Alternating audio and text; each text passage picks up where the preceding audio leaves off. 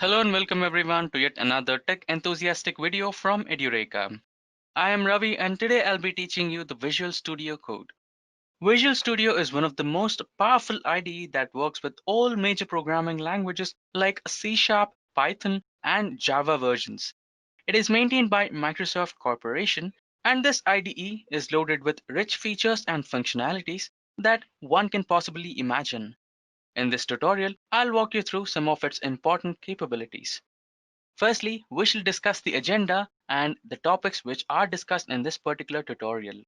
They are: what is Visual Studio, features of Visual Studio, why should you choose Visual Studio, install Visual Studio, basic operations, command line palette, file encoding, additional command line arguments, shortcuts in Visual Studio, and finally, we shall wind up the session with a calculator application using C Sharp in Visual Studio.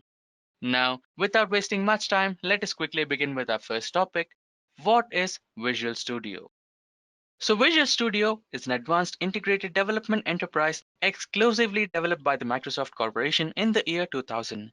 It is actively used to develop computer programs, websites, desktop applications, mobile applications, and much more. Visual Studio is capable enough to support more than 36 programming languages that allows the code editor and compiler to execute nearly any programming language. Some popular programming languages that are supported by Visual Studio are Visual Basics, C programming language, C++ programming language, C Sharp programming language, Python, Java, JavaScript, and many more. Moving ahead, we shall discuss the important features of Visual Studio. So firstly, code editor, debugger, designer, other tools, and extensibility. Now we shall discuss each one of them in detail. Firstly, the code editor. The Visual Studio has the best-in-class code editor which supports multiple functionalities. It enables bookmarks in code to incorporate quick navigation. In addition to the normal text, Visual Studio also provides incremental search, regex search, multi-item clipboard, and task list. The code editor is capable to support code refactoring, parameter reordering, variable and method renaming, interface extraction, and many more user-friendly functionalities. Followed by that, we have the debugger. The remarkable debugger of the Microsoft Visual Studio can work both as a machine-level debugger as well as a source-level debugger. It is capable to debug mapped code as well as a native code. It is capable to compile any programming language that supports Visual Studio. It is capable to attach itself to the currently running process to conduct monitoring and debugging procedures on the code, provided if the source code is available. Visual Studio can incorporate memory dumps and multi-threading as well. Now, the next feature is the designer. Visual Studio includes a number of visual designers to help within the development of the applications. Some of the tools are WPF Designer, where the WPS authorizes user interfaces for Windows Presentation Foundations. Followed by that, we have Windows Forms Designer. So the Windows Forms Designer creates graphical user interface applications for Windows Forms. Then we have Class Designer. The Class Designer authorizes and edits the classes, including its members and their access using UML modeling. Followed by that, we have the Web Designer. The Visual Studio additionally includes Website Editor and Designer that permits websites to be authorized by dragging and dropping widgets. Next, we have Mapping Designer. The Mapping Designer is employed by LINQ SQL to design mapping between information schemas and therefore the classes that encapsulate the data. Finally, we have the Data Designer.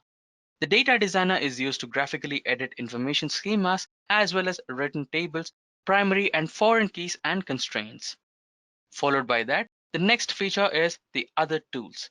So the Visual Studio provides multiple number of tools, and few of the important tools are OpenTabs browser. The OpenTabs browser is used to edit the properties in the GUI in VS. Followed by that, the Server Explorer. Server Explorer manages database connections on a computer. Then we have the Object Browser, which is used to browse the namespace in managed assemblies. The Team Explorer integrates the Azure DevOps to the Visual Studio IDE. Then we have the Data Explorer, which manages Microsoft SQL databases and instances. and Solution Explorer, which manages the browsers in the files in a solution. The last but not the least feature is the extensibility. Visual Studio permits developers to write down extensions for Visual Studio to extend its capabilities. These extensions plug into Visual Studio and extend its functionality. Extensions are available in the form of macros, add-ins, and packages. So these were the few important features of Visual Studio. And moving ahead, we shall understand why exactly you need to choose Visual Studio. So the main reason why the Visual Studio became the most popular IDE are it's lightweight, it is fast, it's open source, and it supports cross-platform, and finally it's extensible. It has everything that a programmer expects from any code editor with some additional and useful features. Now moving ahead, we shall learn how to install Visual Studio. I will explain you to install Visual Studio in a step-by-step process. Firstly, we need to download Visual Studio and select the package you need, and followed by that, you need to select the environment for which you're coding, and finally, you're ready to create your own first project. So firstly, let us download Visual Studio. Just Google download Visual Studio and the first link will pop up your installer. So this is the home page of Microsoft Visual Studio 2019. You might want to select either community or professional one. So we shall go to the community version. You can see that the Visual Studio downloader has been successfully downloaded. Now let's run this file to download our actual Visual Studio editor. Double click on it and your package will be unpacked. Select Continue and you can see your Visual Studio installer is running now.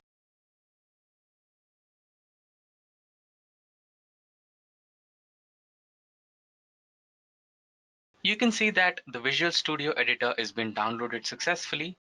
Now it is asking you to select one of the packages. So here, as I've said, Visual Studio supports multiple programming languages, which are 36 plus. Now here, let us use C Sharp. So in order to select C Sharp, you might want to select the .NET Desktop Development package here. So we shall just pick the .NET Development Application package. Now we shall select the button Install. You can see that our package is getting downloaded. You can also see that I have checked in Start After Installation. So once after the package is installed, the editor will automatically start.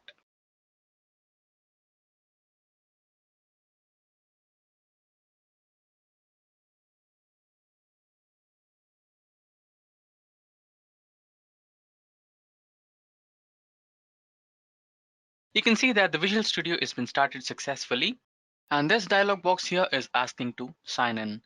If you want to do it now, you can sign in, or either you can choose not now, maybe later. So now I'll be selecting here not now, maybe later.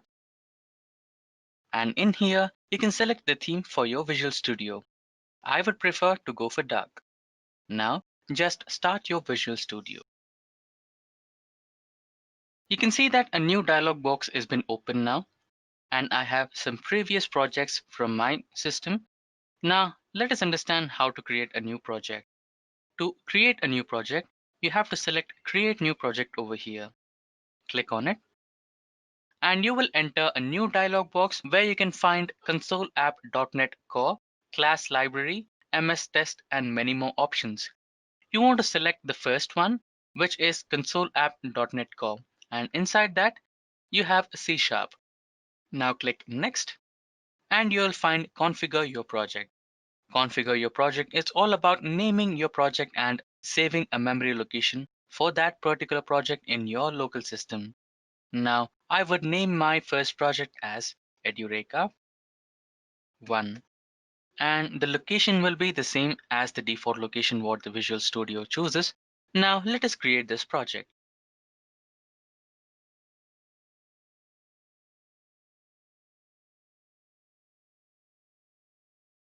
You can see that the Visual Studio has been successfully started and we have a default program which is none other than the Hello World program on our text editor. Now, to save this particular code, you might want to select the icon Save, which is over here. And once after the code is saved, you might want to go to run the code, and this particular play button will help you run this particular code. Now let's execute this program and see the output.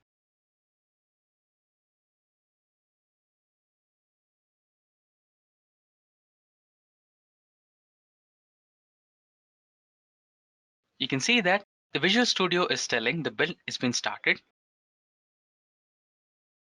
And here we have our terminal, which will produce our output. You can see the message is been printed here, which says Hello World.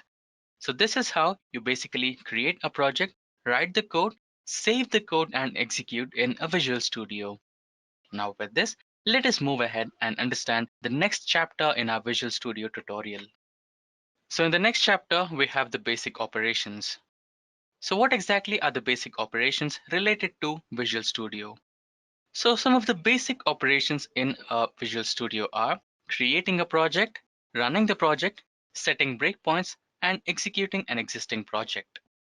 We have seen how to create a new project and execute it. Now let us understand how to set breakpoints in our project and how to execute an already existing project in our local system. Firstly, let us understand how to open an existing project.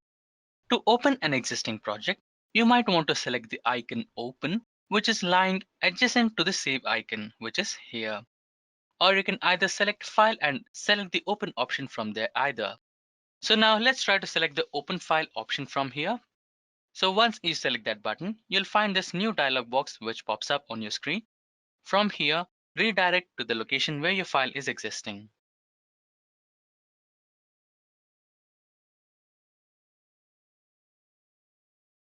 So this particular file is my program. Now let's try to run this. You can see that I have opened an existing file in my program. So you can see the file has been successfully opened, and that particular file was based on a while loop. Now let us try to save this program. To save this program, we need to select the save icon, which is present in the toolbar. Our program has been saved. Now let us try to understand how to set breakpoints in the code. To set breakpoints, select your code and right click on the text editor, and you'll find a new dialog box wherein you can find to set breakpoints. So this particular option will insert a breakpoint into your code. And the next option is about inserting a trace point. So this is how you set breakpoint in your code.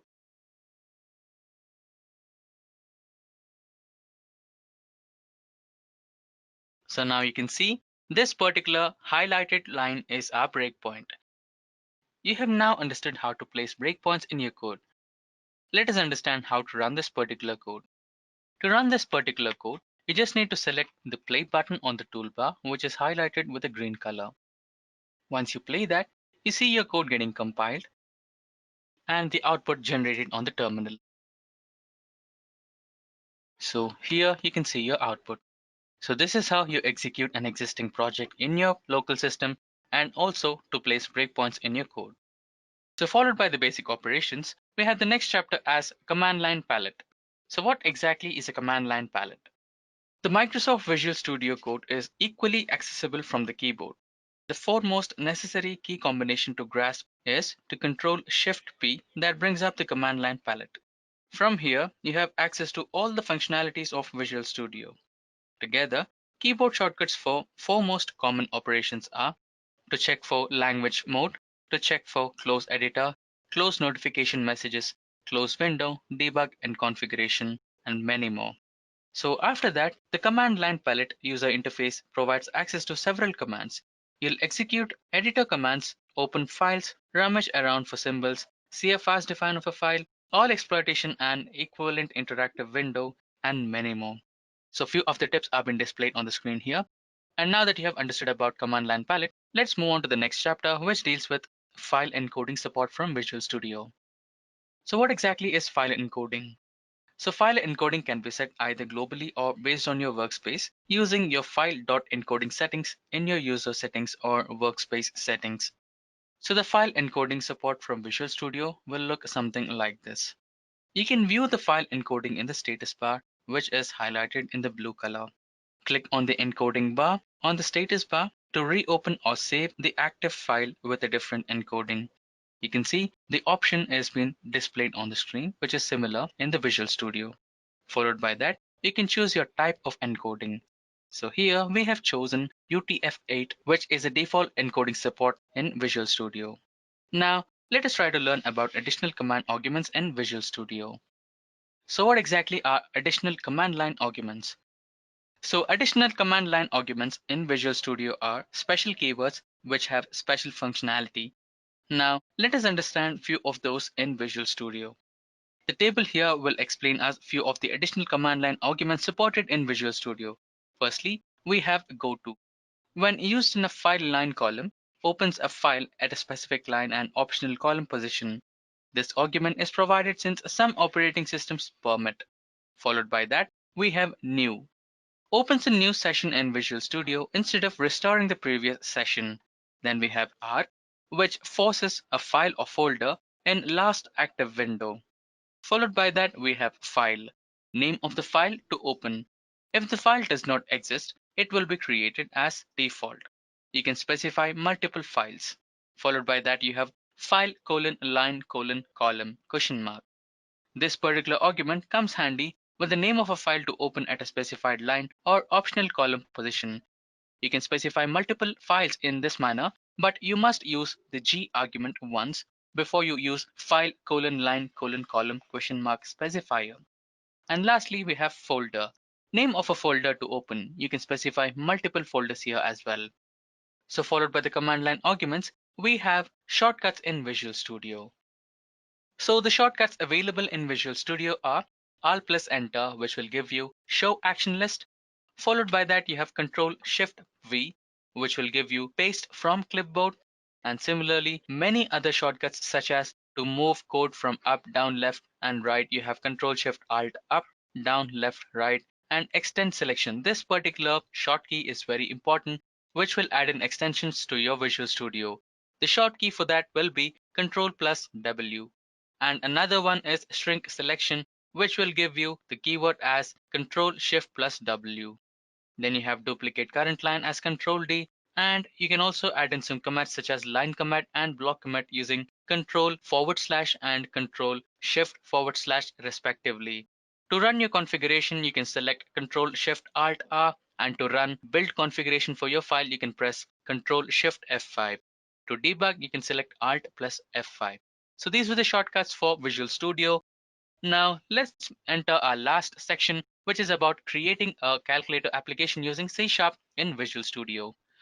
So this is the code for creating a calculator application in Visual Studio. Here we have used switch case, and the operations which the calculator will be performing are completely basic, which are add, subtract, multiply, and divide. Now let's try to execute this code and see the output. You can see that the build started and the output has been generated successfully. Now the terminal is asking us to enter one option, either to select add or subtract or multiply or divide. Let us select multiply as 3. So the choice is 3. Now let us enter the first value, 10, and the second value as 5. Now the answer is 50. Product of 10 and 5 is 50, and the output has been successfully generated. So this is how the calculator application works in Visual Studio. So with this, we come to an end of this Visual Studio tutorial. If you have any queries related to this session, then please feel free to write them in the comment section below, and we will respond to you as soon as possible. Till then, thank you and happy learning. I hope you have enjoyed listening to this video. Please be kind enough to like it, and you can comment any of your doubts and queries, and we will reply them at the earliest. Do look out for more videos in our playlist and subscribe to Edureka channel to learn more. Happy learning!